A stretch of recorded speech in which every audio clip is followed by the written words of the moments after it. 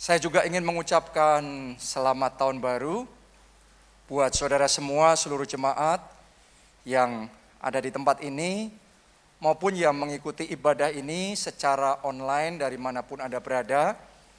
Doa saya di tahun yang baru, Tuhan curahkan anugerah yang baru dalam hidup kita semua. Amin. Nah, kita akan langsung masuk dalam firman Tuhan. Kita baca Keluaran 33 ayatnya yang ke-13 sampai 15.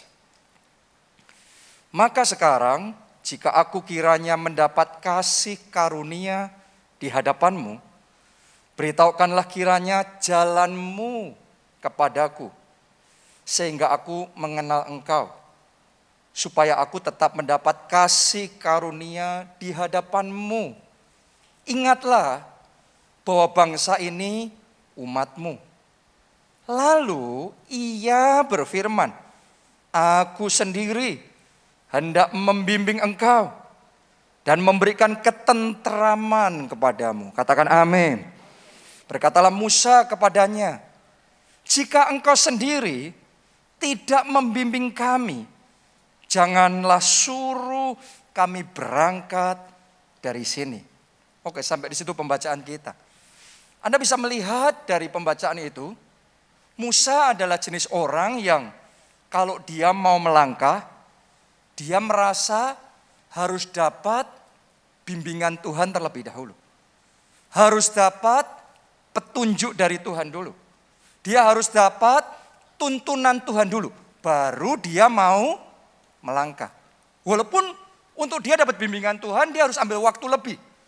Buat Musa, boleh saja seolah-olah terlihat lebih lambat, tapi yang penting dapat rema dulu dari Tuhan. Dapat bimbingan dulu dari Tuhan. Daripada terburu-buru melangkah, cepat-cepat melangkah, tapi tanpa Tuhan memimpin. Karena kalau kita melangkah tanpa pimpinan Tuhan, semuanya jadi sia-sia. Usaha kita boleh banyak, gerak kita boleh cepat, tapi kalau Tuhan tidak menyertai, Alkitab ngomong, jikalau bukan Tuhan yang membangun rumah, sia-sialah usaha orang membangunnya. Itu sebabnya saya ajak saudara, sementara kita sedang di awal tahun 2022. Ini adalah minggu pertama dari tahun 2022 ini. Di awal tahun ini, mari kita doa sama Tuhan. Doa sama yang dinaikkan oleh Musa. Tuhan, pimpin kami. Tuhan, bimbing kami. Tuhan, bicaralah, berikan petunjuk-Mu, berikan remamu untuk kami masuk dan menjalani 2022. Saya percaya orang kalau dapat rema dari Tuhan, dibandingkan dengan melangkah tanpa rema dari Tuhan, pasti hasilnya berbeda. Doa saya 2022 ini, Anda tidak melangkah sendiri, Anda tidak berjuang sendiri, tapi ada Tuhan yang membimbing saudara, ada Tuhan yang menuntun saudara, ada rema dari Tuhan yang jadi pegangan kuat dalam hidup saudara. Karena kalau kita punya rema yang dari Tuhan, rema itu jadi kekuatan dalam hidup kita. Sehingga menghadapi apapun kita kokoh. Kenapa? Ada pegangannya. Ada remanya. Jadi kuat. Kita ngadepin badai apapun kita kuat.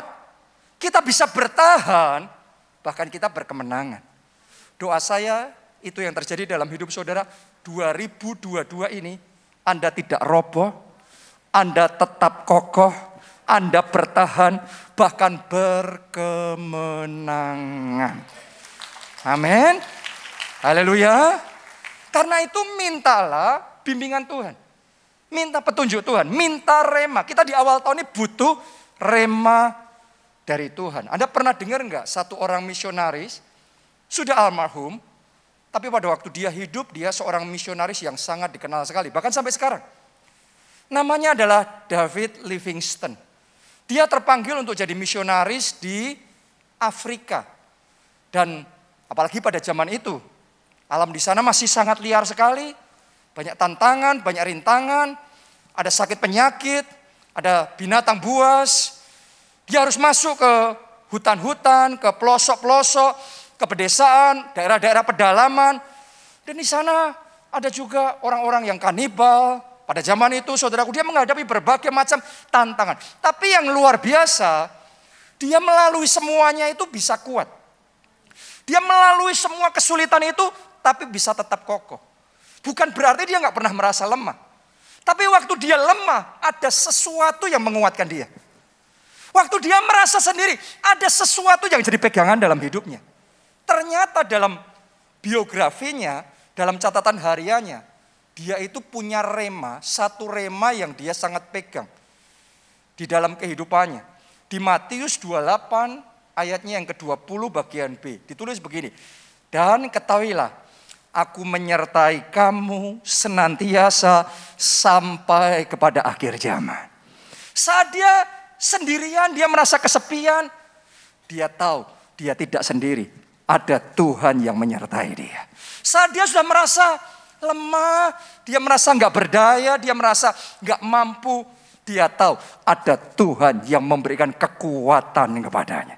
Jadi menghadapi apapun, saat dia sudah merasa nggak berdaya, tapi rema dari Tuhan itu jadi kekuatan. Rema dari Tuhan itu jadi pegangan. Saat dia kehilangan arah, dia masih melihat rema yang dari Tuhan. Jadi dia terus berjalan maju. Dan itu yang membuat dia bertahan. Itu yang membuat dia berkemenangan. Jadi penting sekali di awal tahun ini kita nangkap rema dari Tuhan.